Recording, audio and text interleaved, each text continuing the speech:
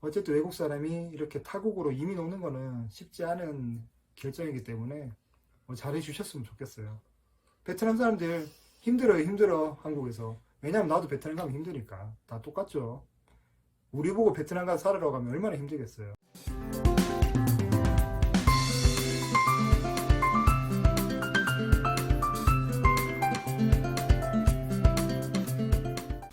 구독, 좋아요, 안내 주문 많이 아파. 안녕하세요. 안녕하세요. 자, 오늘은 이제 과거에 와이프가 우울증이 좀 심했을 때, 그때 이야기를 좀 전해드릴게요. 자, 먼저 그 고부열정 PD님께 일단 감사의 마음을 전합니다. 왜냐면 최대한 있는 그대로의 이야기를 좀 연출해 주셨고, 약간 인위적으로 연출했던 부분들은 좀 삭제를 해 주셨더라고요. 자, 먼저 제 와이프가 한국에 왔을 때 사실 우울증이 올 수밖에 없었던 여러 가지 조건들이 많이 있었어요. 제 와이프 입장에서는 뭐 성격이 좀 내성적이고 좀 겁도 많고 그렇기 때문에 원래 한국에 그렇게 오고 싶은 마음이 없었어요. 자, 그리고 현실적으로 이게 또 제일 문제가 되는 사실 비자 정책이 말이 안 돼요, 사실. 와이프 입장에서는 자, 예를 들어서 저랑 결혼을 해요. 자, 그러면 결혼을 하면 최소한 본인이 결혼하면은 한국에서 살아야 되는데, 그러면 결혼하기 전에 한국이 어떤 나라인지 한 번 정도는 사실 체험을 할 수 있어야 되잖아요. 자, 근데 이게 현실적으로 이제 관광 비자 같은 경우는 좀 조건이 좀 까다로워요. 뭐 사실 저희가 이사를 가더라도 이사 가기 전에 그 방을 한번 구경을 해보잖아요. 그리고 마음에 들면 이사를 가는데 앞으로 어떻게 보면 평생 살아야 될지도 모르는 그런 한국 땅에 결혼하기 전에는 가볼 수가 없는 거예요. 그러니까 얼마나 이게 좀 불합리해요. 쉽게 비자가 발급이 안 되는 이유가 이제 정부 입장에서는 당연히 불법 체류자가 발생할 수 있는 그런 리스크가 있기 때문에 일부러 좀 비자를 발급하는데 좀 까다로운 건 있긴 있어요. 근데 사실 이렇게 뭐 연애를 하는 과정에서 진지하게 뭐 결혼에 대해서 생각을 했을 때 당연히 한국에 한 번 정도는 와보고 조금 한국에서 지내보면서 이제 아 내가 한국에서 살아갈 수 있겠구나 뭐 이런 준비 과정이 필요한데 그런 게 전혀 없이 그냥 와이프 입장에서는 뭐 어쩔 수 없이 저희 같은 경우는 저도 사실 약간 결혼할 때 어쩔 수 없이 결혼을 선택했던 이유가 와이프도 그렇고 저도 그렇고 제가 꾸준히 베트남을 갈 수 있는 여건이 아니었어요.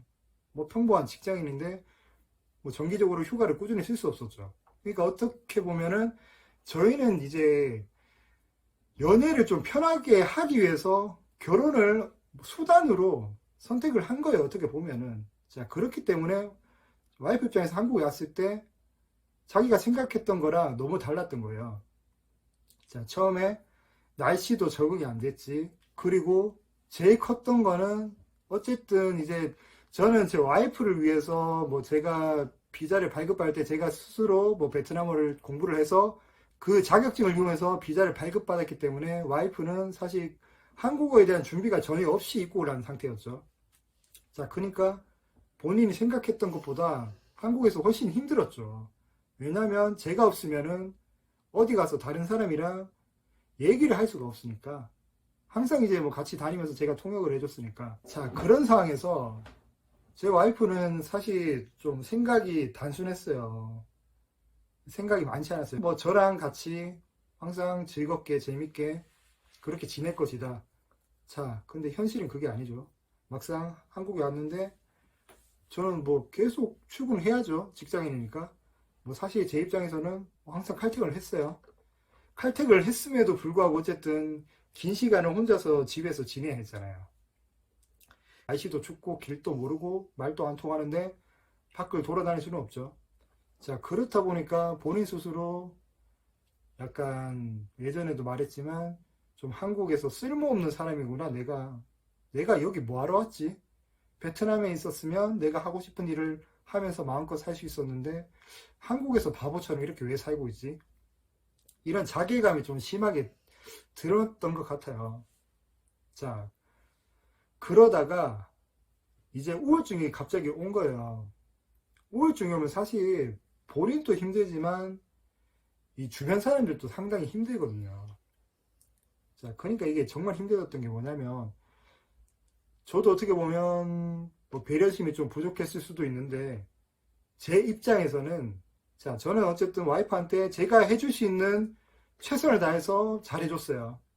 어쨌든 항상 칼퇴근해서 집에 왔고, 항상 같이 모든 시간을 보내려고 했고, 그 다음에 어디 갈 때는 같이 다니면서 제가 통역하면서 사람들 인사를 다 시켜줬고, 어쨌든 제 입장에서는 제가 할 수 있는 최대한의 배려를 해줬죠. 자, 근데 와이프 입장에는 사실 그게 아니었던 거죠.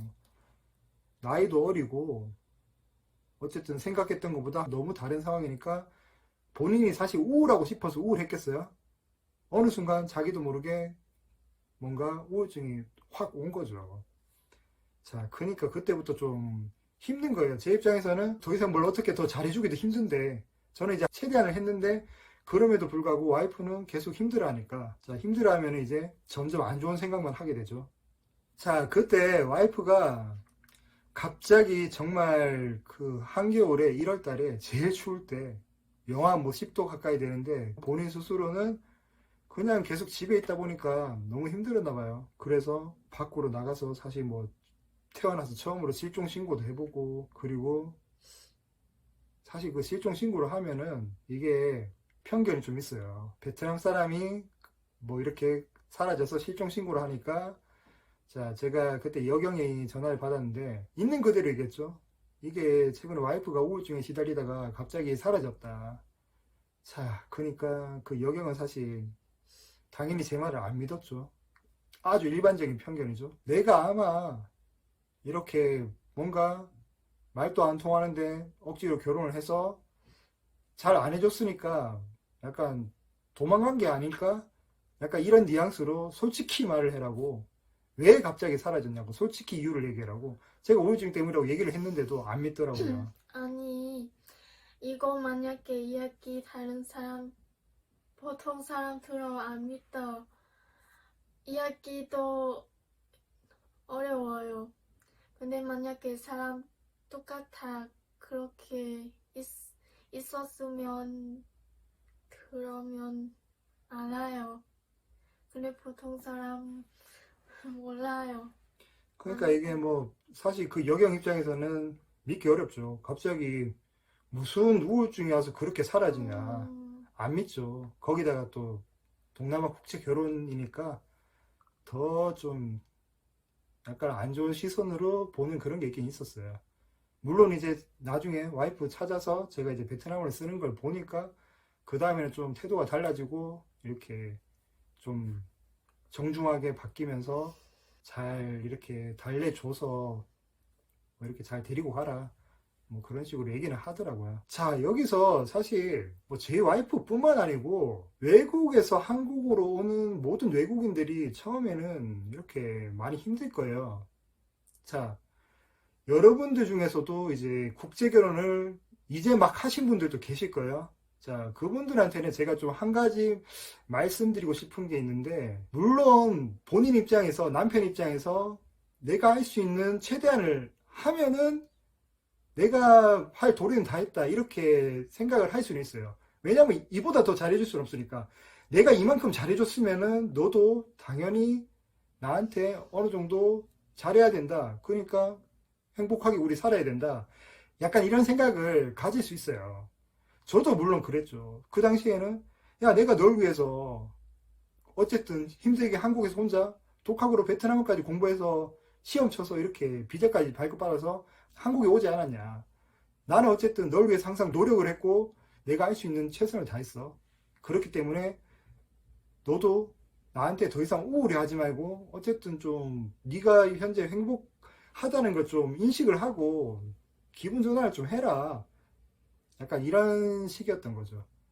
근데 어떻게 보면은 저도 이제 약간 배려가 부족했을 수도 있죠. 지나고 나니까 지금은 사실 그 당시에 와이프한테 미안한 감정은 있어요, 솔직히. 왜냐면 뭐 이렇게 구독자분들은 아시겠지만 제 성향 자체가 워낙에 좀 객관적이고 합리적인 걸 추구해요. 그러니까 뭔가 어떤 일이 벌어지면은 사실 여자랑 남자는 약간 성향이 다르잖아요. 감성적이고 이성적이고, 자, 그렇기 때문에 와이프는 거기다 어린 여자죠. 어린 여자고, 저 하나만 어떻게 보면 믿고 왔는데, 저한테 너무 의지했던 게 크죠. 그게 사실 변수였죠. 저 하나에 대한 의지가 너무 크다 보니까 그게 너무 쉽게 우울감으로 빠져버리는 거예요. 제가 와이프한테 그만큼 관심을 못 주니까 직장생활을 하기 때문에 그만큼 와이프가 빨리 우울증이 오더라고요.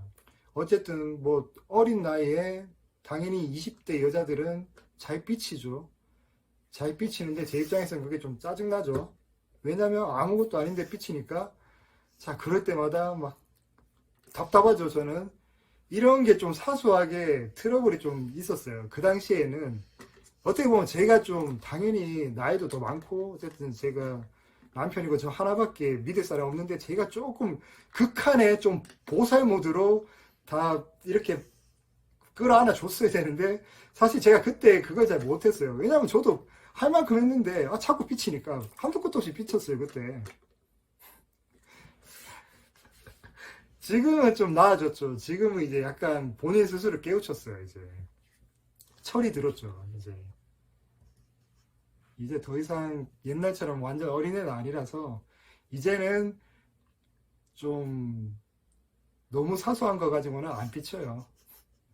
옛날에는 근데 진짜 말도 안 됐죠. 옛날에는 그냥 뭐 뭔 일만 있으면 삐쳐가지고 막 이렇게 입 오리처럼 해서 맨날 그랬어요 진짜. 그러니까 저도 미치죠. 저는 같이 살고 있는 입장에서 맨날 오리주둥이 해가지고 삐치지, 달래줘도 풀리진 않지. 아유, 그러다가 막 나중에 우울증이 심하게 왔지. 자, 그러니까 여러분들도 일단 와이프는 외국 사람이고, 그 다음에 우리가 아무리 잘해줘도 어쨌든 그 외국 사람이 겪는 어려움을 공감하기 힘들 정도로 힘들 수 있어요. 정말 힘들겠죠. 그리고 당연히 문화가 달랐고 어린 여자기 때문에 더 섬세하고 예민하기 때문에 우리 남자들 입장에서 그 디테일한 섬세함을 커버해주기가 사실 힘들어요. 그렇기 때문에 만약에 좀 우울해하면 어쨌든 저는 실패했지만 여러분들은 좀 노력을 하시면은 저처럼 이렇게 시행착오를 겪지는 않으실 것 같아요. 저는 되게 힘들었어요. 결혼생활 초기에. 왜냐면 처음에 저희도 서툴렀죠. 결혼을 다 처음 해보니까 당연히 이렇게 힘들 줄을 몰랐죠. 결혼생활이.